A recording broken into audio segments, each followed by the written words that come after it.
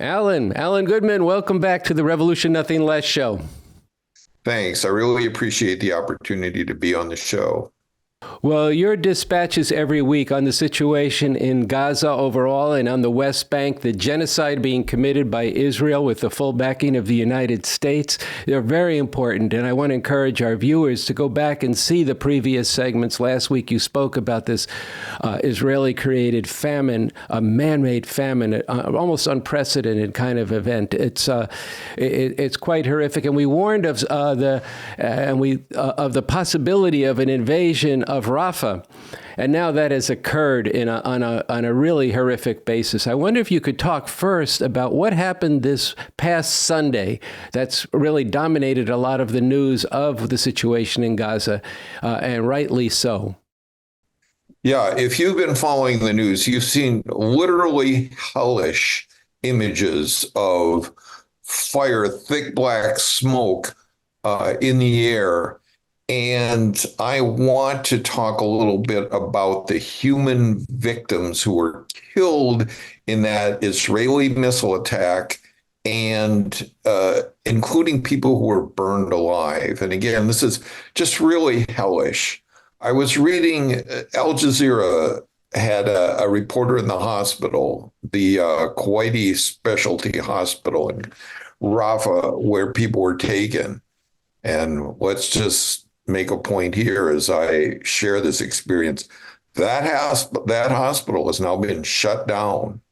It's not operative in Rafah anymore by Israel. But Al Jazeera described the scene in the hospital, and I have to share a little of this.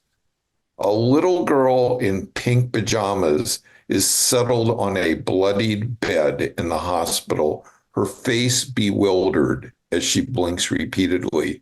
Shrapnel from this U.S.-made missile tore a gaping wound in her torso, which was hastily bandaged when she first came to the hospital. And medics were at the time Al Jazeera was there, were trying to decide frantically whether or not to remove some of the gauze and treat her further. Her parents hovered around holding their two other young children. Nearby, a girl dressed in a blood-soaked red hoodie is shrieking and shuddering in pain as a medic tries in vain to find a vein in her emaciated arm. And you referenced this last week. We talked about how famine and starvation are so widespread that people who normally could be operated on fairly routinely to just stitch together a wound, they can't do that because they're so unnourished that they can't repair, their bodies can't repair. So when they're injured in these bombs, they can't literally be sewn back together. Moving on, a few beds over, a toddler, her hair matted with blood, breathes in and out of consciousness as doctors hurriedly stitch her head.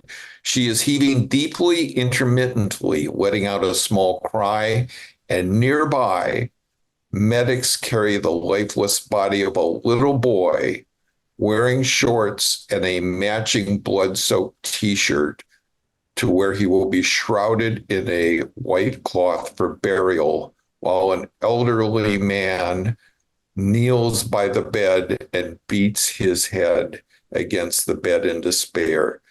These are people for whom Israel and the U.S., they've said it. They've said that the Palestinian people are not human, and that's what's happening.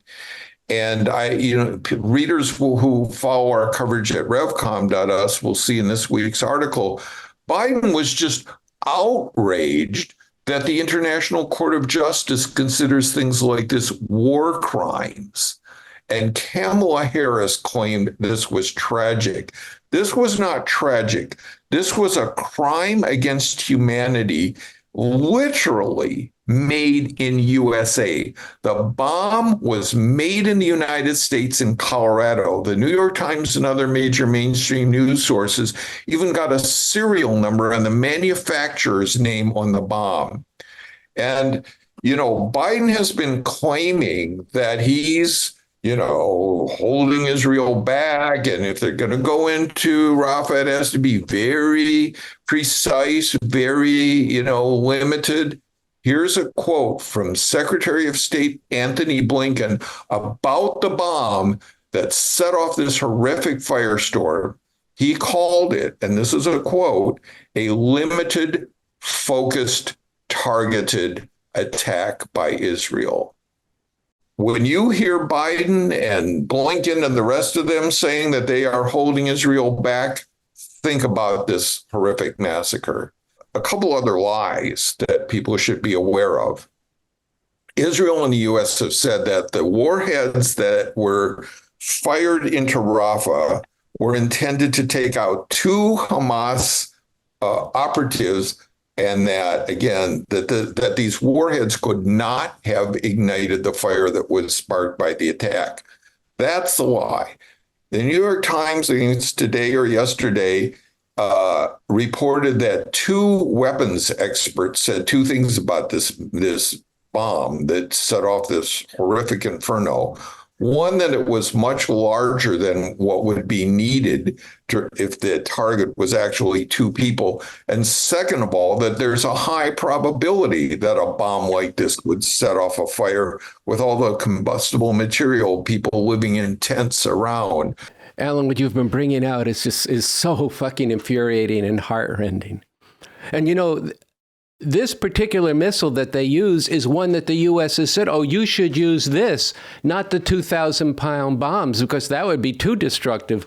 But just look at what this did to not just the 45 people who lost their lives, but all the people around and the families itself.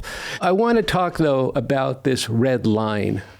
This red line, it's if the Israeli Defense Force does this, then Biden and Blinken have said, then we're gonna do something. So how does this not violate the red line that the president laid out? As I said, we don't want to see a major ground operation. We haven't seen that at this point. How many more charred corpses does he have to see before the president considers a change in policy? We don't want to see a single more innocent life taken. And I kind of take a little offense at the question. No civilian casualties is the right number of civilian casualties. And this is not something that we've turned a blind eye to, nor has it been something we've ignored or neglected to raise with our Israeli counterparts, including, Ed, this weekend as a result of this particular strike. Now, they're investigating it, so let's let them investigate it and see what they come up with. And they defined that red line as to what would be too much. And so why don't you speak about that? Tell people about what they said the red line was and what they've actually done and what that shows us. Let me ask you something, Andy. Mm-hmm. If journalists and witnesses in Rafah are reporting that Israeli tanks have seized control of a key intersection in the heart of Rafah, if Israel has sent tanks right up to the Egyptian border and announced that it has occupied the entire, I think it's 8 miles wide at this point, border with Egypt, sealing off the Rafah crossing, which up to now has been the most reliable way that aid has gotten into Rafah and southern Gaza, and has bombed refugees living in tents, killing 45 of them, burning some of them alive. Would you say that's an invasion of Rafah? Well, that's a tough question, Alan. Yeah, I would say that's an invasion and a genocide, especially when you've evacuated 1 million people to a city that normally holds 200,000 people. That is a man-made, a conscious decision to incinerate a people. And it's an invasion. I think that's very important background. All the people who were driven from all over Gaza into Rafah have now been driven out, which in and of itself constitutes a murderous, horrific crime against humanity by the threat and seeing bombs going off. So yes, this is an invasion. And I think your point is that the red line, I think it can safely be said, means There's no crime too great that Israel commits against the Palestinian people that will sever, as Biden put it, U.S. rock solid support for Israel, so that each crime then extends, oh yeah, like you were saying, well, we're going to do something about it. If they do this, if they do that, if they invade Rafah, which has been seen as just accurately as a whole other escalation of the genocidal horror, and it's happening, and he's not doing anything. So, yeah, it is that school you're saying, well, this time I really mean it. But the fact is that, as you've brought out on this show, and we've brought out, and Bob Avakian has brought this out in his social media, that the U.S. imperialists depend on Israel to be the gendarme, to be the police dog, to be the attack dog in the Middle East, and that Israel, from their perspective, they have to wipe out and commit this genocide against the Palestinian people. And the fact that this red line keeps moving to a place that's never going to exist is even having now to be taken up by some of these columnists who have been defending Israel, such as Bret Stephens in the New York Times, who has written, well, let's get real. If you want to win a war, you got to commit these kinds of crimes. And it actually details things that the U.S. has done over the years and upholding them. Yeah, I wanted to add that Nikki Haley, remember the rational alternative to Trump, the one who, the non-fascist, supposedly. She was in Israel while all this was going on, and she wrote on one of these bombs, quote unquote, finish them, which I actually believe is what Trump said. So these are the stakes of things here. This is a genocidal slaughter. There's no force in the powers that be that is going to stop this, absent the kind of mass struggle that we need. All right, Alan, before we close today, do you want to give a last comment, an overview of the situation that we're facing? Well, everything that we've been talking about is taking place in the context of other massacres going on just 2 days after the one that we're talking about in Rafah. Israel killed 21 people in Al-Mawasi, which is supposed to be a safe evacuation zone. Hospitals are shutting down, as I mentioned. The World Central Kitchen, again, had to suspend their operations. The famine is spreading. This is an emergency, and I'll just repeat it. I'll repeat the way I closed last week. What we all do has to be commensurate with the horror that's going on and the stakes involved. Okay, Alan, thank you once again for this contribution to the RNL Revolution Nothing Less show. It's good to be here. Thanks for the work you're doing. All right.